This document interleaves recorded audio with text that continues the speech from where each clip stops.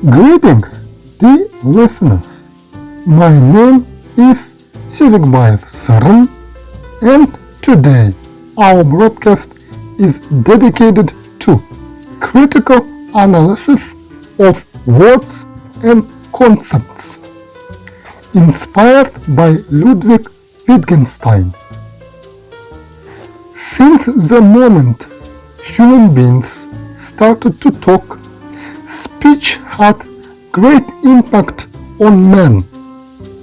Our ability to share our thoughts with others helped better coordinate such activities as hunting or agriculture. However, words that our ancestors used quickly started to influence Homo sapiens' behavior. Because of their usefulness, and while words such as grass, tree, or cloud prove to be very good tools in everyday life, others such as will, right, and reason was very problematic. Allow me to explain.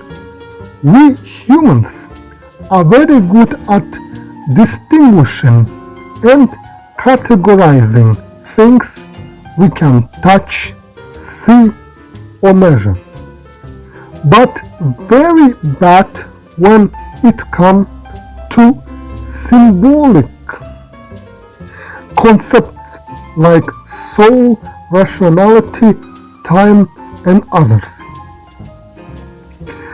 The problem is we use second type of words very often in modern world, and they affect our judgment and thinking. Because we have an emotional attachment to them, those words are the demons of our minds, and we must find them. That's why an author of these texts will propose an alternative concept that more neutral and less emotional. Someone may ask a question: why should we replace metaphorical words we use for centuries? My answer is that those words is an obstacle towards more clear thinking and understanding of each other. Take term freedom, for example. People often clash in battles defending type of freedom they believe is a correct one. In the name of freedom, people done horrible things. For example, Great French Revolution.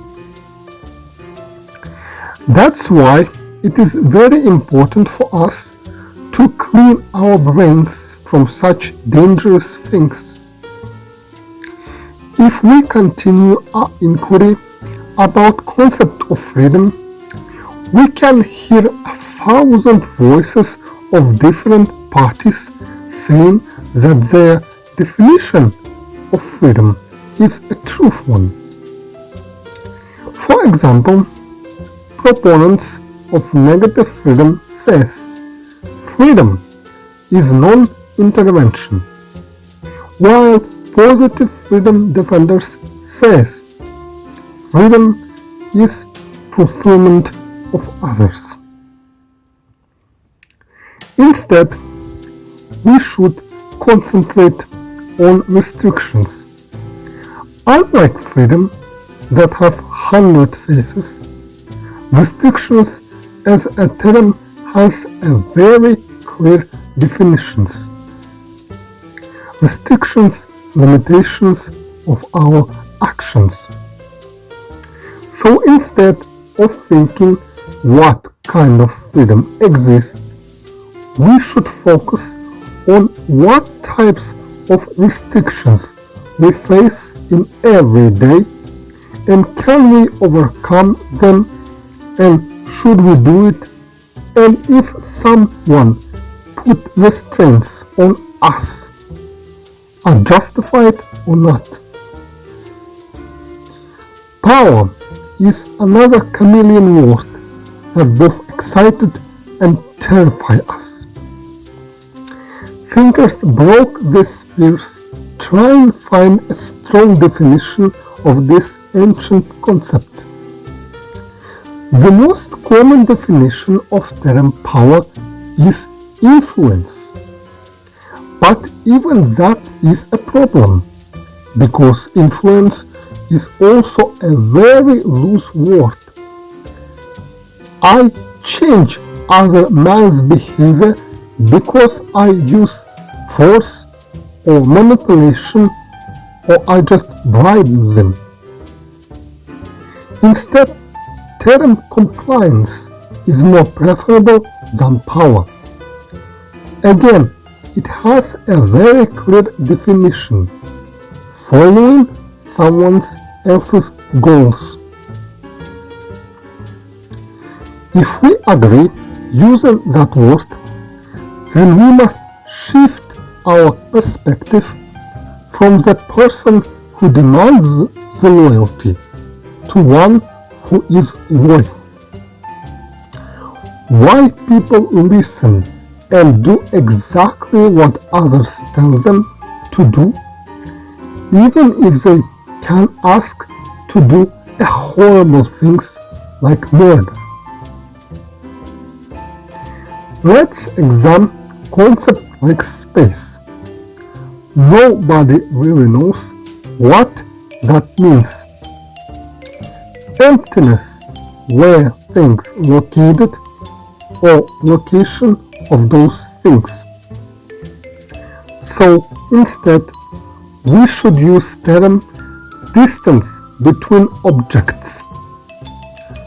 For example, distance could be a very big, like between sun and earth, or very small, like between two dishes on a table. Time is also a very enigmatic word. Is it changing of things, flow of phenomena, or past, present, and future?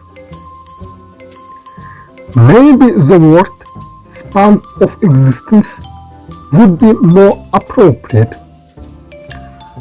For example, some things exist for a very long time, like mountains, while some very short, like insects.